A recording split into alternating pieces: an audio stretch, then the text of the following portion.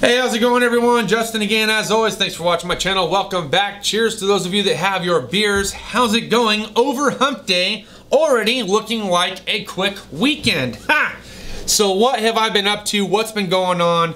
Where's this freaking guy been? Well, I've been really busy the last couple of evenings. I'm not gonna lie. My grandfather came up. What was it, Monday evening?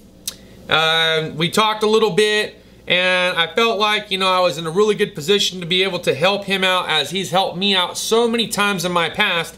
He had some vehicular maintenance issues and some other things going on that he wanted me to further investigate, take a look at, and see if there was anything that I could do. And I think I did that and then some, but there's still quite a bit of work to be done. But I have definitely reached the maximum point that I can possibly do at this point, so I'm going to keep saving and stacking. And as we both save and stack, we'll get his vehicle back into full operation. That way he's not having to eat a car payment, because nobody wants a car payment. The thing's paid off, and I even talked to him about it. I'm like, look, we're probably looking at anywhere between $2,000 and $4,000 to make this car a solid running vehicle again.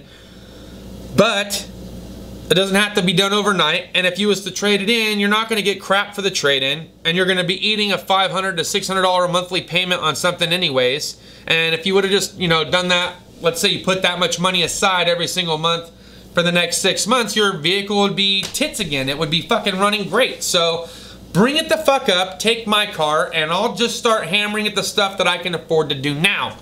So he brought it up, was able to check the whole thing out, didn't know what kind of condition we were looking at here. Knew he had some window problems, ended up having to fix both rear window regulators, ended up buying a part online, made in Indonesia or China or something like that, so the polarity or the operation is reverse of what it normally is. Could be easily fixed by switching the wires. Didn't want to damage a connector. Felt like would have been a little bit more time.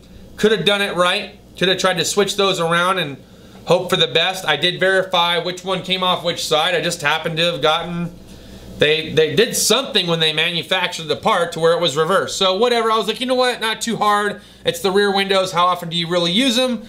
We can always fix that at a later date. And of course, if these things give out because they were made in China or Indonesia and I got them for half the cost I would have paid to buy them individually from O'Reilly's through Dorman, then, it is what it is. But at least they work for now until we can fix some of the more important things that he had going on. And so it was really important to him to be able to secure his vehicle at night, which is why the window regulators were even done to begin with. Nobody wants to leave their window open, have rodents get inside, start chewing and munching and shitting on everything, or even worse, if you got some expensive stuff on the inside of your car, you don't want it to get stolen or have the vehicle itself stolen. So no brainer, fix the windows. So fix the windows. Now you guys are thinking, why don't you just cut the cable, bring it up, throw some wood under there?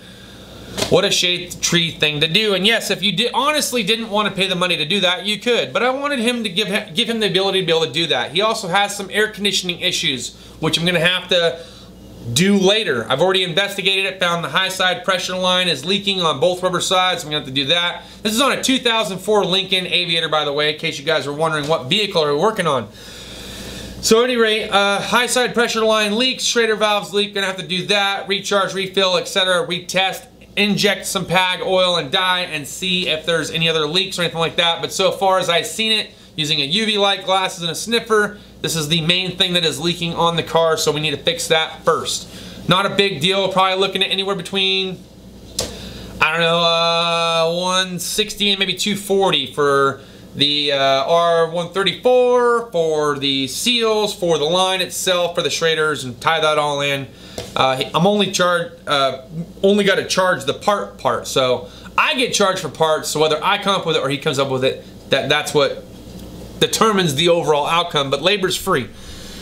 But anyway, I took care of both window regulators, took care of the front and rear brakes, which were worn down metal to metal, digging into the rotor. Rear rotors were shot, front rotors were too thin to cut. Had to replace both rotors, front and rear. I put ceramic pads on it because they make less noise. Wanted to make sure I had the best pads. Plus, I think even O'Reilly's gives you a lifetime guarantee on the brake pads. I don't know how true that is, but it's pretty cool if they actually do that. We'll see. But I put the ceramics on there. They were the higher end pads, but I think it's more worth it. And hey, safety. You can't put a price on safety. Unfortunately, I did find that there was no shoe because this had a hat design rotor. So on the rear brakes, it had the parking brake shoes, and then it had the rotor with the brake pads for the rotor. Well, the shoes were gone. I didn't have enough time or money to do the shoes, but since it mostly was parking brake controlled, I figured we'll do that here hopefully within the next month or two. We'll get the front and rear brake pads done. At least he has that stopping capability. Might not have parking brake capability. Somebody left the parking brake partially applied and it ate the inside chute out. So we'll have to deal with that when the time comes. What else did we find? So I did the oil change. Oil change was past due. Did the oil change for him. Next day, found while I was doing the brakes that the upper control arm and ball joints were blasted out. The bushings on the upper control arm and the ball joints were blasted. Had to change those. Ended up finding a couple of assemblies, complete assemblies, about $100 a piece. Got a discount on it for being at a shop and for military, so I think I ended up paying like $198 and some change or something like that for both, so that was pretty cool. I guess it's pretty notorious. So he had some problem with not only volume or volume of flow of air, but also the air wasn't blowing cold. I already told you about the high side pressure line, but the volume port ended up being because the cabin or recirc door broke and it was just laying on top of the blower flopping around. I saw a video on YouTube. I'll try to put the link down in the description, but the guy actually put metal tape around it and he said that he had known other people to actually use self-tappers. I didn't have any of that fancy metal tape. I didn't even have any packaging tape. So I used 2 self-tappers or roofing screws and ran them in, held the door in place. Now I had volume, just didn't have any AC, so gonna have to work on that sometime soon as well. Lots of things. 2 check engine lights, large evap leak, and then something about a fuel cap. I'll have to smoke test the system to see what's going on. Feels like the vehicle's misfiring. Feels like it might even have a slight transmission slip. But we'll wait till those conditions get worse, I guess, before we make the determination. I can put a scan tool on there and see if anything's misfiring. I have no misfire codes as of right now. And he's never done a tune-up release, not that he can remember anytime soon, so might be worthwhile in putting in some spark plugs. I know that they're like the Neridium Platinum, so that's probably at least $100, $150, because that's what my GMC takes. And well, they're both V8s, so it is what it is at the end of the day with that one. The driver door unlock switch doesn't work, but if you push it on either if you put it on the passenger side, it does work, and if you push it with the key fob, it does work. So thinking the switch is probably bad, or the wiring going to the switch is possibly bad.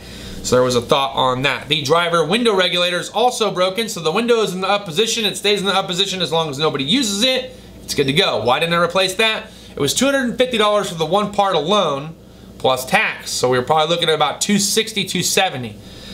Overall, in the last couple of days, I've probably dropped $650, $850 into this thing. So I'm pretty much maxed out and tapped out. Daddy's got to restack the cash, but at least I know that he's driving safe. The upper control arm's been fixed, the front and rear brakes have been fixed, the oil change has been serviced, and his window regulators are in full operation, and I was at least able to get a good assessment of the vehicle, set tire pressure, etc. Oh, last but not least, he needs 4 tires. They're bald. Neglect, neglect, neglect. Once you guys put one thing off, it leads to putting another thing off, which puts another thing off, and then eventually you have gotten so far backed up on vehicle repairs, it becomes unfeasible to try to repair it because it would cost so much. So my recommendation to any of you that are going through the same exact thing where it feels like things have gotten stacked up over and over and over would be this. Treat it like a credit card. Treat it like any kind of bill, or if you save money, treat it that way too. Pay what you can, and then the next payday put a little more to it. The next payday put a little bit more to it. If you can't afford to do a specific repair, then each payday leading up to the 1 month mark, put a little bit aside. I even had to tell my sister-in-law, go to O'Reilly's if you can't save money because you're just that loose with it. Go buy some gift cards and start giving them to me. Just buy O'Reilly's gift cards, AutoZone gift cards, Napa gift cards, I don't care. Go buy some gift cards and bring it to me. 25 bucks once a week, okay? So now you're looking at 100 bucks for the month, maybe 125 depending on if there's 5 weeks in the month. I'll set them to the side for you. When we have enough money to fix your car, we'll do it. That's if you're that loose with your money. But if you could treat it like a credit card to where, okay, look, I've fixed these things, I'm gonna pay them off, and then I'm gonna fix these things, and then I'm gonna pay them off. Or you could treat it like a savings. I'm gonna save up and I'm gonna fix this, and then I'm gonna start all over, I'm gonna save up and I'm gonna fix this, I'm gonna start all over, I'm gonna save up and I'm gonna fix this. And you just kind of do it one little thing at a time. Make a little list, go through, even if you don't want to do your own multi-point inspection, have a mechanic do it, and then as you can afford to, start tackling the most important things first. Take care of the safety stuff, brakes, tires, the steering and suspension stuff. Then, when it comes to some of the interior things like the stereo that doesn't work, or the locks don't work, or the windows, or the this or the that, then start going through it. So, just some food for thought. Anyways, what are your thoughts? What do you take care of? If it all gets stacked up on you, what is your recommendation? Look, I know I'm going to hear about it in the comments. I want to get some more feedback on this. Thanks as always for watching. I hope you guys are enjoying your work week, and we'll see you guys next time. Cheers and deuces.